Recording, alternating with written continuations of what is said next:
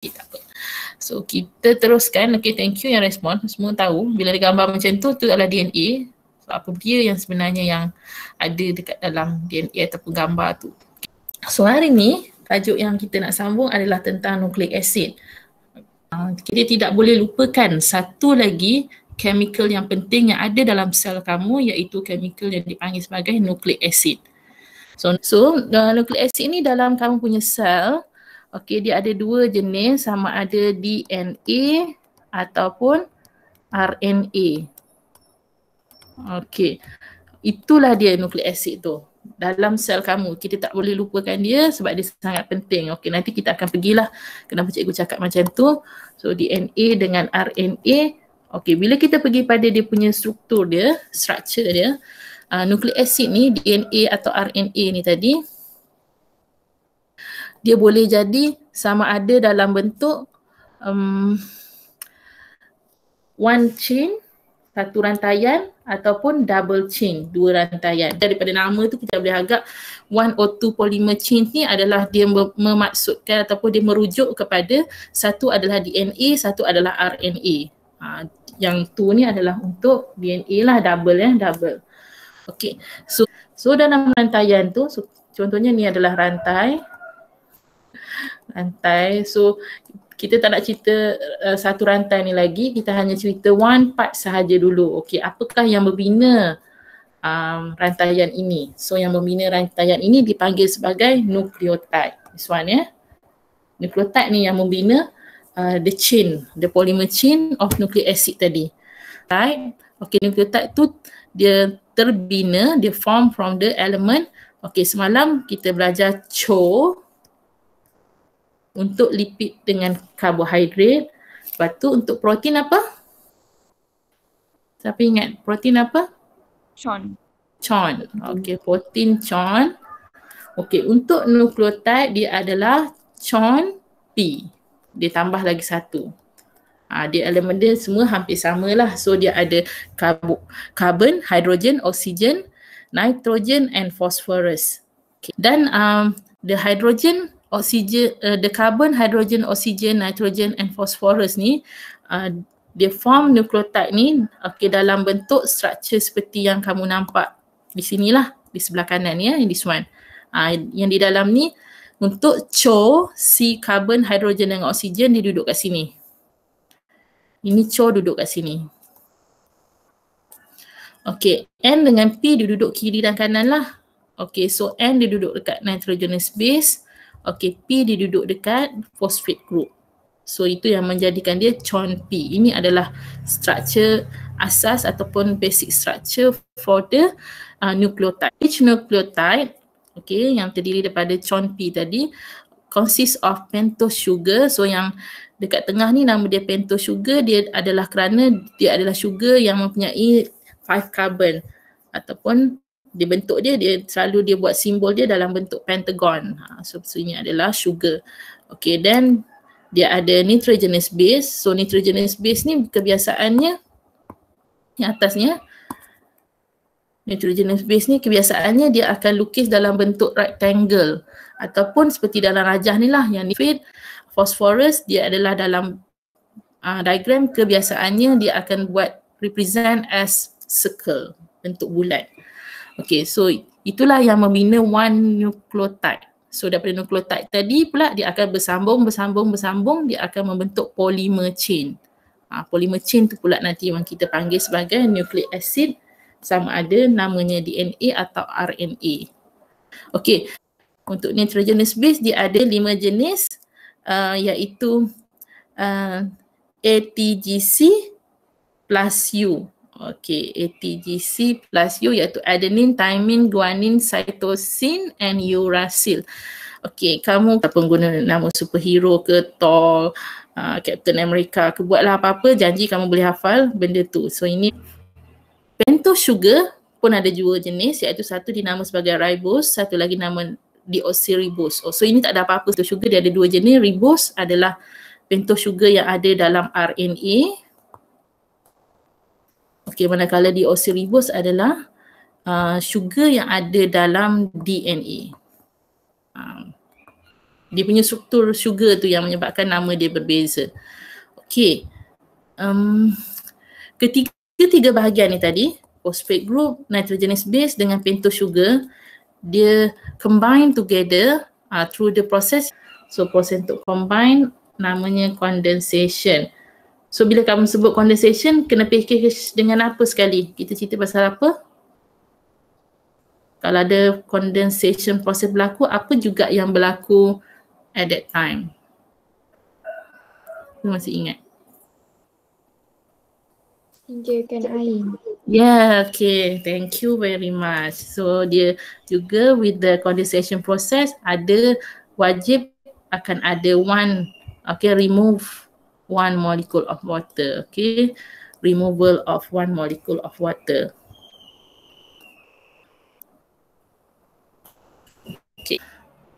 Okay, yang dua jenis tadi two type of nucleic acid tadi cikgu dah bagi tahu, ada DNA, ada RNA. So DNA itu adalah deoxyribonucleic acid.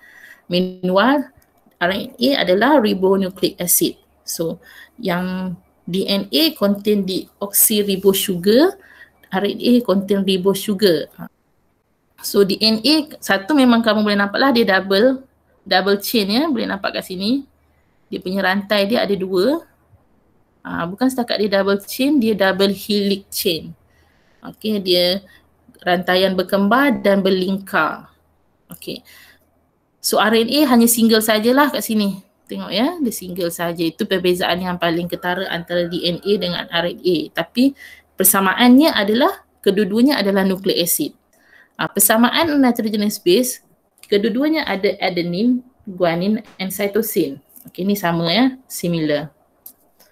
Dia punya nitrogenous base. However, okay, DNA dia consists of thymine. Meanwhile, untuk RNA dia replace thymine tu dengan uracil. Itu perbezaan yang paling ketara lah untuk DNA dengan RNA. Rasa-rasanya kat mana duduknya DNA dengan RNA ni? Dalam sel. Okay, dalam sel betul, lebih spesifik dalam nukleus. Betul. Jawapan dua-dua betul. Okay, spesifiknya DNA dalam nukleus, tapi RNA ni dia bergerak-gerak di dalam nukleus dan keluar nukleus. Nanti kita cerita yang tu.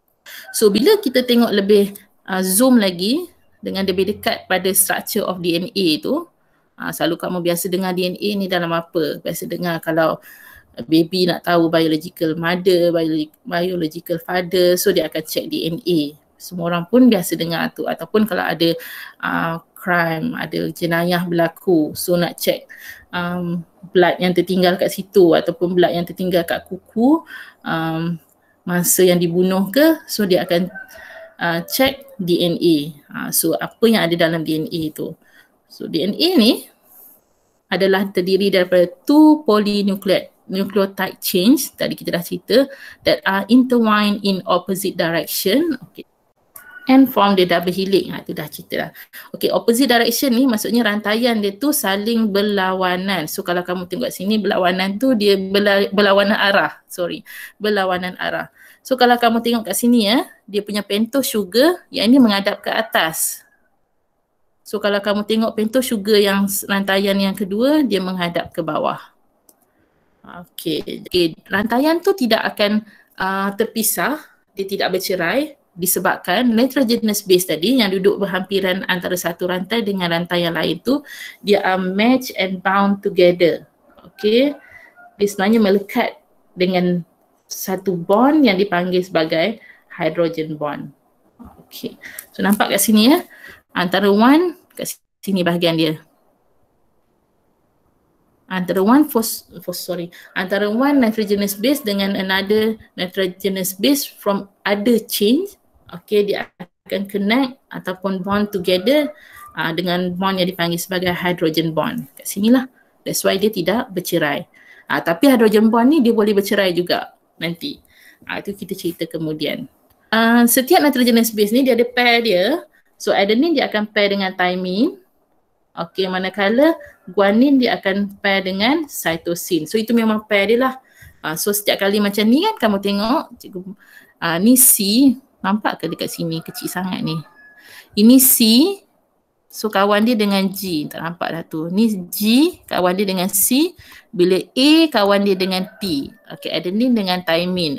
Thymine dengan adenine. Okay, untuk C, dia kawan dengan G balik. Dia pair dia tak boleh tertukar pasangan lah. Pasangan. So, biology ni, kita kata kalau tak ada orang nak belajar biologi, siapa yang nak tahu benda pasal diri manusia? Siapa nak tahu pasal diri kamu sendiri? Itulah, kamu kena belajar suatu benda yang orang lain tak mampu nak belajar. Kamu kena belajar benda tu untuk sebenarnya kepentingan semua orang lain juga. Ni pernah keluar soalan dalam objektif, dia suruh kira berapa banyak nukleotide yang ada dalam gambar rajah, yang nukleotide dengan complete structure lah yang kamu boleh nampak. Okay, dan juga bulatkan bilangan nukleotide yang kamu kira tu. Okey, ada yang jawab 8, ada jawab 5 ke 10. Ni dah nak hampir tepat, cuma dia tak yakin yang mana satu. 5 ke 10. Okey, 17. Banyak ni. Okey, tak apa. 6/20. Lagi banyak. Okey, tak apa. Yang ni tak keluar jawapan. Yang ini kenapa? 8 kot. Okey, yang ni 8. Dia 8 tapi dia pening lah tu. Dia kejap kepala atas kepala bawah. Dia pun tak tahu 8 tu, tak yakin. Okey, ni 5, ni 8, ni 10. Kucing kata 10. Kucing betul tak? Okey, seterusnya 2. So, kini dah kira-kira. Tapi dia jawab 10 ya yang ni. Okey. Yang ni kenapa? Ini, ni 8. Ada 8. Okey, 4, 8, 4, 8, 10, 2. Pun tak tahu. 2, 10, 2 ke 4, 2, 14, 4. Ini terus kosong. Okey. Pentose sugar. Okay, kita ada pentose sugar. Okey, lagi kita ada apa? Nitrogenous base. Okey, nitrogenous base. Okey, lagi satu? Phosphate. Okey, phosphate group.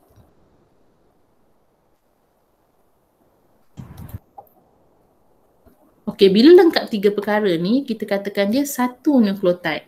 So kat sini sebenarnya yang lengkap, okey, ni 1. Okey, 2, 3, 4. Okey, yang belakang ni kamu tak kira sebab tak ada fosfat dia. Okey. So belakang tak kira lah sebab cikgu kata cikgu nak lengkap Senang. 7, 8. Okey, jadi memang yang jawab 8 tu kamu memang tengok betul-betul sampai ke peringkat 3 benda tu ada baru kamu kira. Okey, maksudnya kita tengok kat sini berapa orang yang betul. Tengok semula So maksudnya 8 8. Yang jawab 10 pun sebenarnya dah hampir betul, tapi sebabkan yang hujung sekali tu tak ada fosfat. Jadi yang 10 tu lebih tepat kita jawab 8. Okey, kita dah sebut tadi tentang dia punya nitrogenous base dia. Nitrogenous base dalam RNA, dia ada adenine, uracil, guanine and cytosine. Okey, uracil yang berbeza dengan DNA tadi, yang this one Okey, so yang ni kita dah cerita. Okey, RNA ni pula dia ada 3 jenis. Okey, dia ada 3 type of RNA. Satu adalah mRNA, messenger RNA. Yang kedua adalah ribosomal RNA ataupun rRNA. Yang ketiga adalah transfer RNA iaitu tRNA. Kalau dalam sel kamu, ini sel kamu Okey, all the DNA dia akan duduk dalam nukleus. So ini nukleus, kita kata pusat kawalan sel kamu. So DNA tu tadi, DNA yang berlingkar-lingkar tu semua duduk dalam ni. Okey, DNA tak akan bergerak.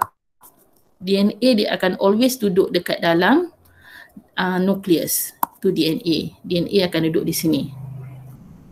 Okey, RNA dia akan duduk di dalam dan sometimes dia akan keluar. Itu tugas RNA. So dia boleh keluar sebab dia single, so dekat nukleus tu dia ada pore. dia ada liang-liang. Jadi RNA ni sebab dia single, jadi dia lebih kurus. Jadi dia boleh masuk ikut the pore daripada nukleus tu dan dia boleh keluar dekat, bukanlah sampai keluar daripada sel. Dia hanya keluar di bahagian cytoplasm untuk mencari apa yang kenapa dia keluar, untuk mencari ribosom. Okay, so dia kait dengan ribosom. So ribosom tu sama ada dia duduk dekat rough endoplasmic reticulum ataupun ribosom tu dia scattered pada cytoplasm. Okay.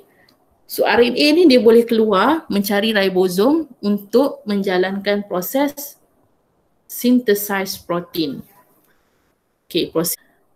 Kita tidak lupakan nucleic acid. Tadi pada awal cikgu kata kita tidak lupakan nucleic acid ni sebab kenapa dia penting.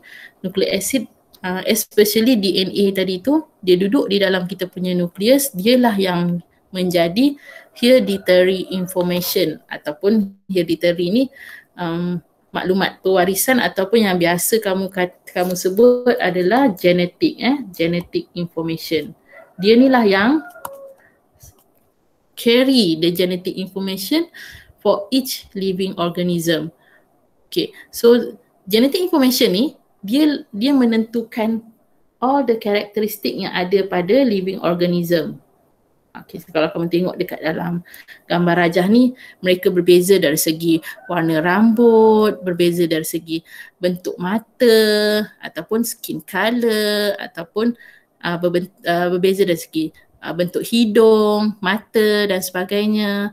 So all this characteristic, this detail karakteristik, semua karakteristik ni adalah datangnya daripada DNA yang ada dalam nukleus setiap sel mereka ataupun setiap sel kamu lah. Dalam pekerjaan, dia ada satu bidang yang khas dia kaji tentang genetik ni, iaitu dipanggil sebagai genetic engineering.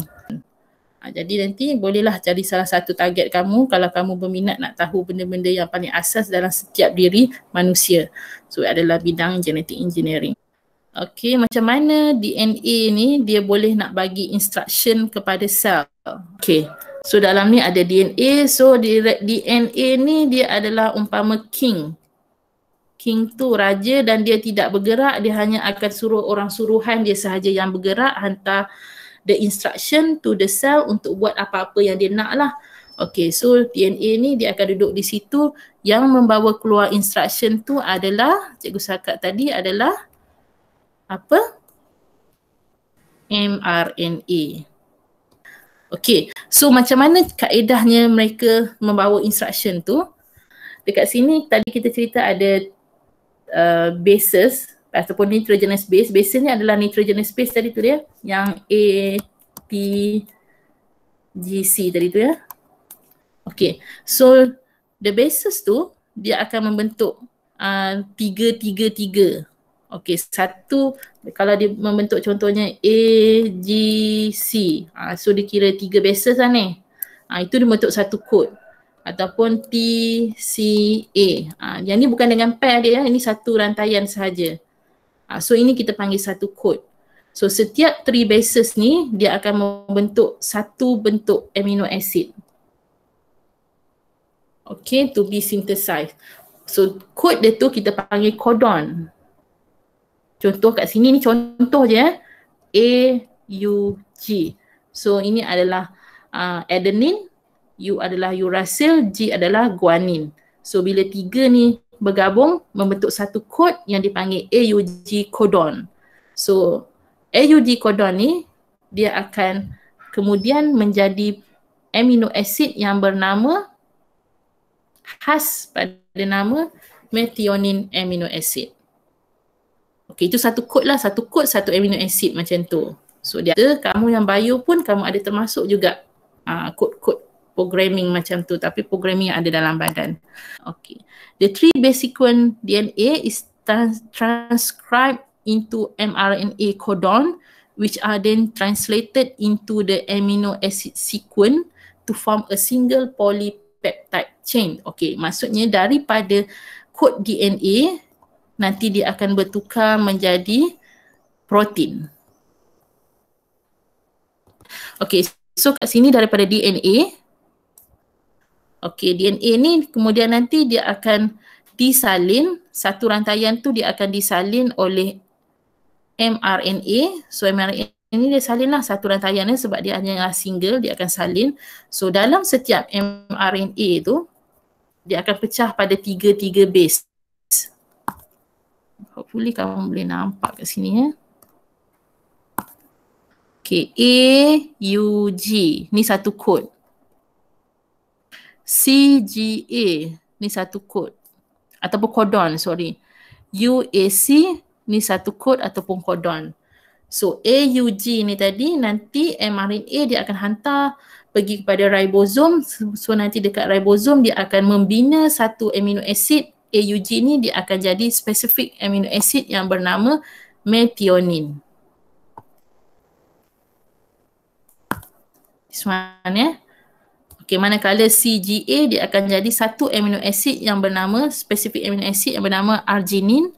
Manakala UAC akan jadi amino acid yang bernama tyrosin. Dia bergantung pada kod dia lah ataupun bergantung pada kodon dia. So ini pun tak perlu hafal. Kamu hanya perlu tahu macam mana kaedahnya DNA itu hantar instruction supaya protein tu dibina. DNA dalam kamu punya body dia akan duduk di dalam ikatan-ikatan ataupun satu gumpalan protein, rantaian protein yang dipanggil sebagai histone.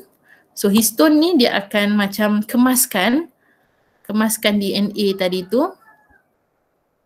Okey, dia membentuk DNA ni berbentuk macam lebih berkelompok lah. Okey, so DNA tu dia dah jadi benang, tapi benang tu kemudian dia akan gulung cantik-cantik dalam histone.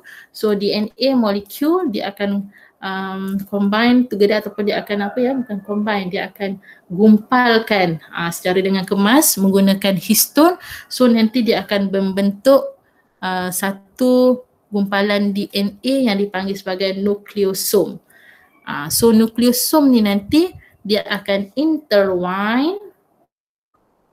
So yang itu yang akhirnya menjadi satu structure yang agak kemas di dalam kamu punya nukleus. So structure ni dipanggil sebagai kromosom. So dalam kromosom ni ada DNA tadi, tapi DNA yang kita dah ikat cantik-cantik lah. Kita dah ikat cantik-cantik, so DNA tu dia akan duduk dalam tu. So macam tu. Kenapa kalau orang kurang kromosom dia dapat Down syndrome? Kalau Down syndrome ya. Okey, itu nanti kita akan belajar dalam cell division, tapi secara ringkas je. Okey, Down syndrome bukannya kurang kromosom. Down syndrome adalah terlebih satu kromosom.